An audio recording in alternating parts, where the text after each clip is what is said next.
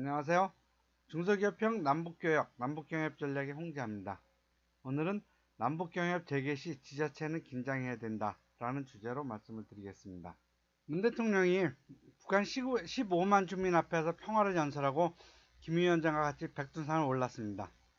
남북한 간에 70여 년간 지속되었던 긴장 분위기가 한결 누그러진 느낌입니다. 그리고 다시 경제 교류가 다시 시작되고 관광객이 오가고 더욱 남북한 간의 협력은 높아질 것입니다.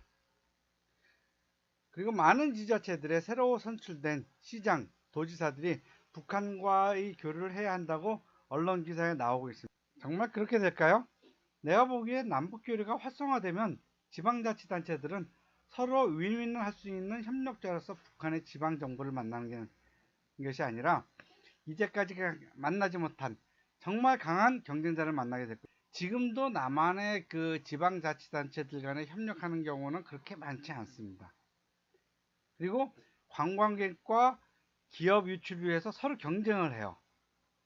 그런데 북한과 경제교류를 새로 시작하고 인적 교류가 어느 정도 허락이 된다 했을 때, 그러면은 관광객과 기업 유치를 위해서 남한의 지방자치단체들은 그동안 남한 내에서만 경쟁해 왔었지만 앞으로는 북한의 함경도나 황해도, 강원도와 같이 북한의 지방행정부와도 경쟁하게 될 가능성이 매우 높습니다. 일부 공업도시를 가까이 한 농촌지역은 그래도 나을 것이지만 관광과 농수산물 생산으로 먹고 사는 도시들은 정말 남북교류가 가져올 큰 변화를 미리 준비해야 합니다. 우선 농림수산 분야에서 남한 농촌들이 북한 농촌에 비하여 갖는 경쟁력이라는 것이 무엇인지 돌아봐야 합니다. 우선 농지에서 나는 1차 산업 제품의 품질과 가격에서 과연 북한을 이길 수 있을까요? 자, 우선 1차 상품의 경쟁력을 돌아보죠. 과거 남북교역이 열렸던 2009년 북한에서 남한으로의 반입 상품은 연체동물인 오징어나 문어 또는 각각류인 새우와 보리새우, 농산물인 마늘, 건고추, 건조한 채소, 조개, 목이버섯, 해초류, 대두, 참깨 등등입니다. 우리가 지금 남한에서 생산한 채소, 과일류 대부분은 북쪽에서도 생산이 가능합니다. 더구나 지구온난화에 따른 남한 기온의 상승은 이제까지 남한에서 장목하는 대다수의 품목이 북한에서 생산해야 될 시대가 오겠죠. 그리고 실제로 인삼 같은 거는 과거 금산이나 이런 남쪽 지방에서 하다 이제 철원까지 올라가고 사과도 더 높이 올라갔죠. 생산비도 남한에서 외국인 노동자에게 비싼 인건비를 주고 수확하는 것보다도 북한의 농민들이 생산한 것이 생산비가 훨씬 나을 것입니다. 심지어 북한산 약재는 남한 것보다 훨씬 품질이 좋으면서 중국산보다도 가격이 싸다고 합니다. 아마 많은 1차 산물의 경작지가 북한으로 넘어갈 수 있습니다.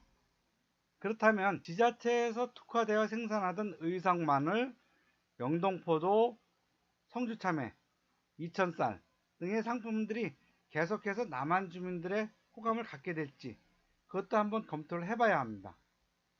둘째는 관광 경쟁력입니다. 북한의 금강산, 백두산, 묘양산, 평양, 개성 등 그러한 북한의 그 관광 자원들이 남한 사람들에게 개방된다고 생각해 보죠. 그리고 남북한의 관광 자원의 차이를 한번 비교해 볼까요? 남한의 관광 자원은 주로 사람이 만든 것이 많습니다. 드라마를 많이 찍어서 유명한 남이섬, 인제의 빙어축제, 봉평의 메밀축제, 한평의 나비축제, 그리고 테마파크와 같이 어느 시점을 잡고 인위적으로 화한 상품들이에요. 반면에 북한의 관광 상품은 역사적인 배경의 유적지, 남한에서는 가기 힘든 고지대의 등산, 마치 중앙아시아의 고산지대에서나 볼 수 있는 웅장하고 화려한 산세들, 금강산 백두산의 우리 민족의 오래 신화를 가진 명산들, 이러한 것들이 북한의 관광 자원입니다. 그렇기 때문에 남한 사람들이 새로운 북한 관광 자원에 상당한 관심을 보여줄 것입니다.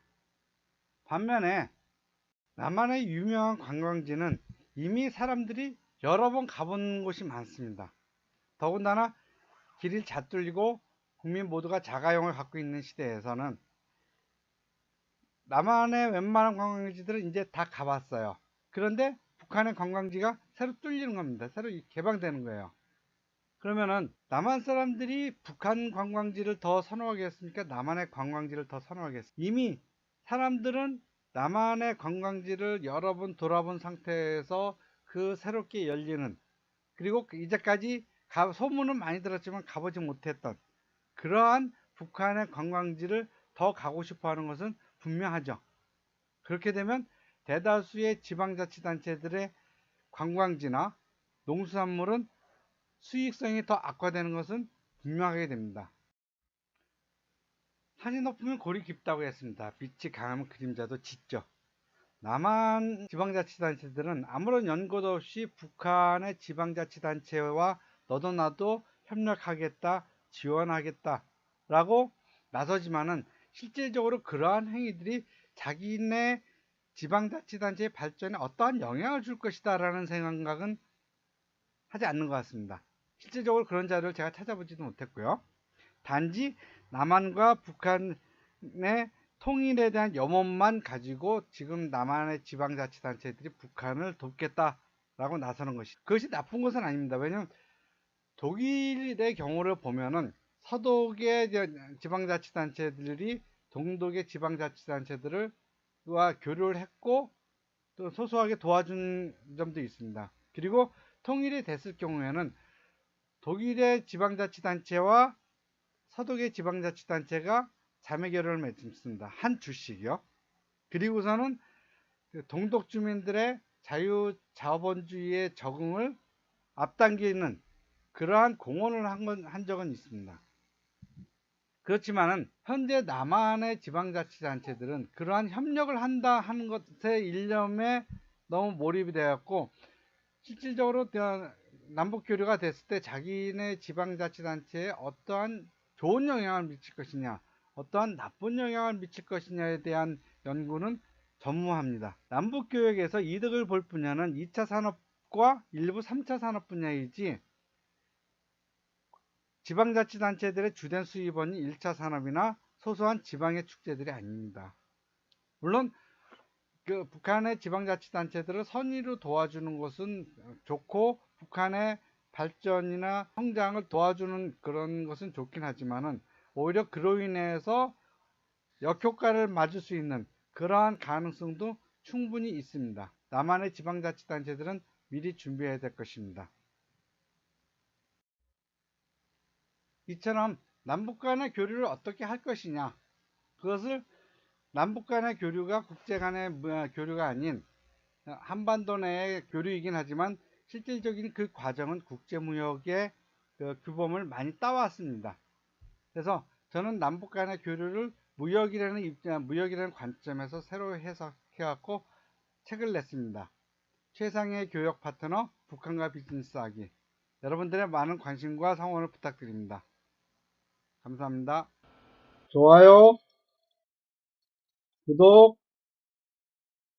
감사합니다.